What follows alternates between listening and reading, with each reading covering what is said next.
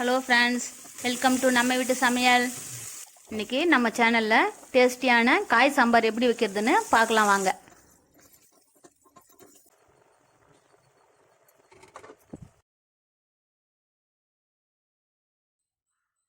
இப்போது சாம்பார் வைக்கிறதுக்கு 150 கிராம் பருப்பு நான் ஒரு பவுலில் எடுத்திருக்கேன். இப்போது இது 2 முறை கழுவிட்டு ஒரு குக்கரில் எடுத்துக்கலாம்.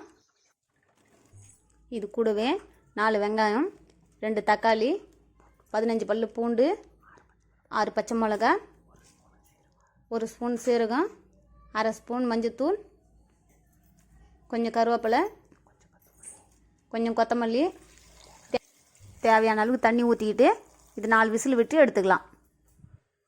நீங்கள் கடாய் யூஸ் பண்ணுற மாதிரி இருந்தால் ஒரு 20 நிமிஷத்துக்கு பருப்பை வேக வச்சு எடுத்துக்குங்க.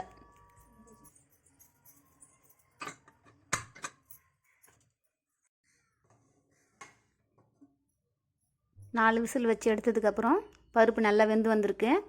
இப்போ இதை நல்லா மசிஞ்சு எடுத்துக்கலாம். இந்த மாதிரி மசிஞ்சு எடுத்துட்டா போதும். இப்போது சாம்பார் தாளிக்கிறதுக்கு 3 வெங்காயம், 2 தக்காளி, கொஞ்சம் கொத்தமல்லி, கொஞ்சம் கருவேப்பிலை எடுத்திருக்கேன். இது கூடவே கொஞ்சம் அவரைக்காய், 2 முருங்கைக்காய், ஒரு பெரிய சைஸ் நூக்கல், கொஞ்சம் பீன்ஸ் எடுத்திருக்கேன். ஒரு பாத்திரத்தில் நெல்லிக்காய் சைஸு புளி எடுத்து ஊற வச்சுக்கலாம்.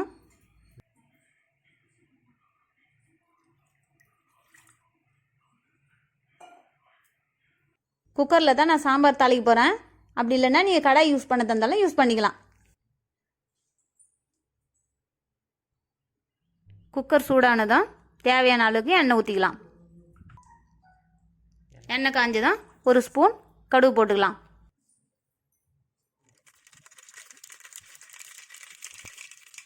கடுகு நல்லா பொரிஞ்சு வந்ததும் 1 ஸ்பூன் சீரகம் சேர்த்துக்கலாம்.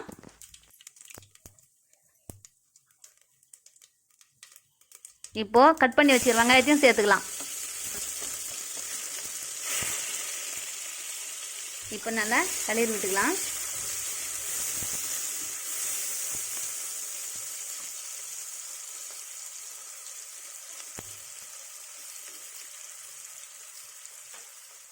இது கூடவே கொஞ்சம் கருவேப்பிலை சேர்த்துக்கிட்டு நல்லா வதக்கி விட்டுக்கலாம்.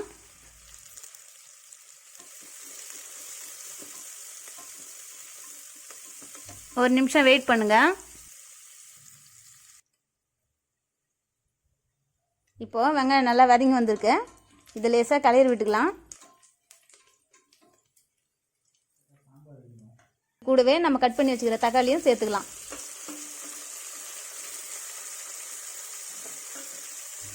இது நல்லா கலந்து விட்டுக்கலாம்.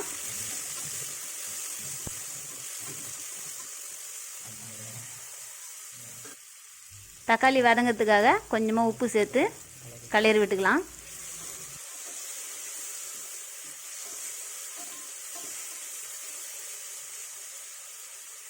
இப்போ மூடி வச்சுட்டு 1 நிமிஷம் வெயிட் பண்ணுங்க. தக்காளி இப்போ நல்லா வதங்கி வந்திருக்கு. இது கொஞ்சம் கலரி விட்டுக்குங்க.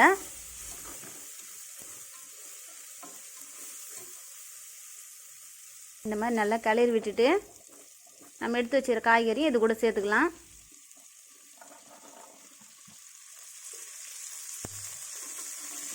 இப்போ இதை நல்லா கலரி விட்டுக்கலாம்.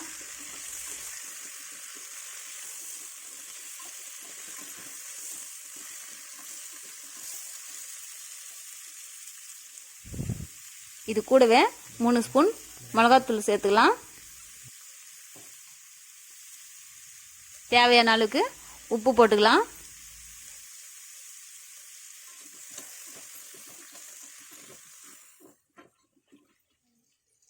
இப்போ சாம்பார் பொடி 2 ஸ்பூன் சேர்த்துக்கலாம். இதை நல்லா கலரி விட்டுக்கலாம்.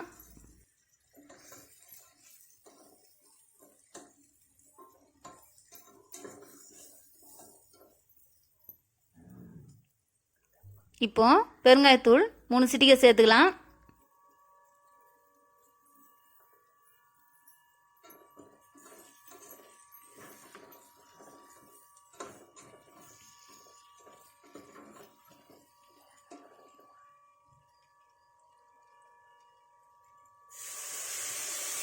இப்போது சாம்பாருக்கு தேவையான அளவுக்கு தண்ணி ஊற்றிக்கிட்டு நல்லா கலரி விட்டுக்குங்க.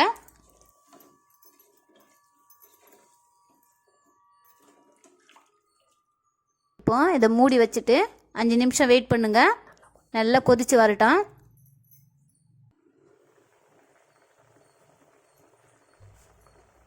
இப்போ நல்லா கொதித்து காயெல்லாம் வெந்து வந்திருக்கு.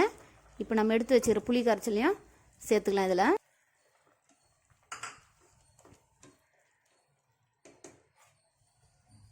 இப்போது நம்ம மசிச்சு வச்சுக்கிற பருப்பையும் சேர்த்துக்கலாம். இது நல்லா கலந்து விட்டுங்க.